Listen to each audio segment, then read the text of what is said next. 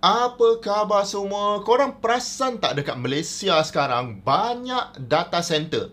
Ingatkan dekat negara macam US je banyak data center ni. Rupanya diorang banyak bina dekat Malaysia rupanya. Entah-entah belakang rumah korang ada sebiji data center ni. Kalau korang nak tahu, setiap kali korang buka Instagram, TikTok, Facebook, Google, ChatGPT dan pelbagai website, even video yang korang tengah tengok sekarang ni, data yang sampai dekat telefon korang tu akan lalu dulu data center ni. Jadi dalam video ni kita nak tengok first kali apa dia data center ni, apa ada dekat dalam tu, selamat ke data-data dekat dalam tu dan kenapa orang berya-ya buat data center baru ni. Okey, jom kita tengok. Baik, yang pertama sekali, apa benda sebenarnya data center ni? Penjelasan mudahnya, data center ni adalah tempat di mana data-data anda disimpan, diproses dan diedarkan. Contohnya, bila korang upload gambar dekat Instagram atau simpan file dalam Google Drive atau guna website macam ChatGPT, semua data ni sebenarnya di-upload ke data center yang besar. Maknanya kan, tanpa wujudnya data center ni, hampir semua benda online yang kita enjoy selama ni, dia tak boleh berfungsi. Jadi boleh kata data center sekarang ni adalah infra yang paling penting yang membolehkan kita punya dunia digital ni berjalan lancar. Data center ni biasanya dia akan duduk dalam sebuah bangunan yang khas. Most likely dia besar gajah dan direka untuk menyimpan equipment yang sensitif macam server, storage system dan juga network punya equipment. Bangunan ni pula akan direka dengan sistem keselamatan yang maksimum. Nanti kita tengok ada level-level lah dia punya security system ni.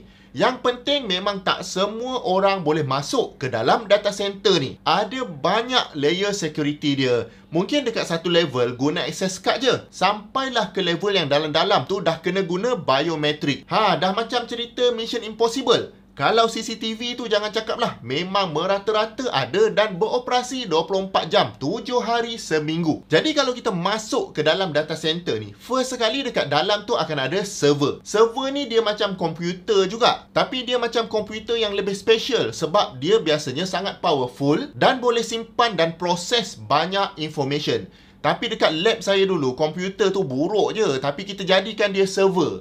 Tapi dekat data center ni, memang server dia power-power lah. Mungkin juga untuk satu data center ni ada pelbagai jenis server. Daripada server yang murah untuk proses benda-benda yang simple, sampailah server yang high-end yang memang powerful untuk calculation yang lebih berat. Setiap server ni pula adalah tugas dia yang tertentu. Dan benda ni boleh di-assign mengikut keperluan syarikat atau apps. Contohnya lah, Facebook dan Instagram ni memang diorang gunakan server yang sangat besar dan dia boleh gabung pula beberapa data center tu untuk simpan data pengguna dan segala media yang ada dekat dalam apps tu. Kemudian selain dari server, equipment macam router, switch dan segala macam kabel juga diperlukan dekat data center tu untuk menghubungkan setiap server ni dan mengawal aliran data. Contohnya lah, kalau ada satu server ni nak hantar maklumat ke server yang lain, maka switch akan digunakan untuk figure out laluan terbaik dan hantar data tu.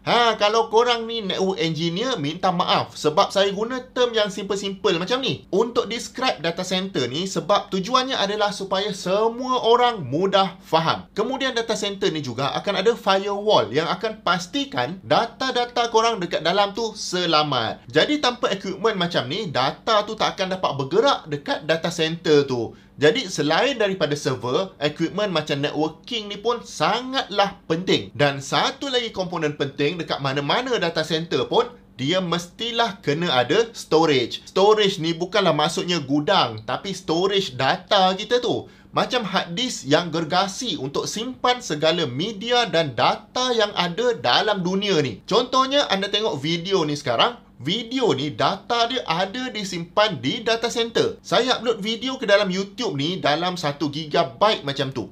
Jadi video ni akan guna 1 GB storage yang ada dekat dalam data center di mana-mana lah di seluruh dunia. Contoh kalau PC saya ni ada 1 TB storage. Dekat data center pula yang besar-besar tu ada lebih dari 1 juta terabyte. Istilah betul dia adalah exabyte. Jadi kalau Google punya data center tu memang ada yang 10 exabyte pun ada. Yelah, nak simpan segala data, contohnya semua video-video YouTube yang ada ni, memang kena storage yang besar. Kemudian tak cukup dengan storage yang besar, data center juga kena ada backup dia. Sebab kalaulah kata satu data center ni terbakar, takkanlah habis semua data kita dekat situ kan? Nangis kita kalau ada data-data penting kita simpan dekat situ. Jadi memang diorang ada backup dekat tempat lain. Jadi data center ni pun antara dia sendiri boleh kata macam satu network yang besar merangkumi satu dunia. Jadi data yang sampai dekat telefon kita tu, kita pun tak tahu dah berapa kali dia pusing keliling dunia ni. Memang canggih. Jadi untuk handle data dan power requirement sebanyak ni, power supply tu sendiri adalah benda yang sangat penting dekat data center. Power consumption data center ni memang tinggi gila lah. Dan tanpa power yang berterusan, semua equipment yang kita dah sebut tadi tu dia tak akan berfungsi. Dan benda ni boleh menyebabkan gangguan besar pada perkhidmatan digital.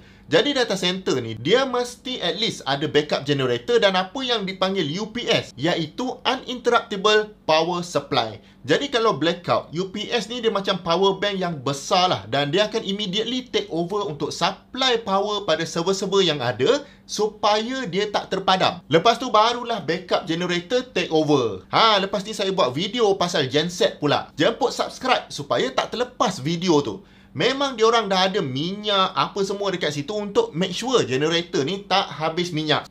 Kalaulah kata semua sistem tu fail dan terpadam data center tu, memang kacau. Mungkin server dekat situ tugas dia proses korang punya online transaction. Atau mungkin dia proses ChatGPT punya query. Jadi masa blackout tu akan sangkutlah online banking, ChatGPT dan sebagainya.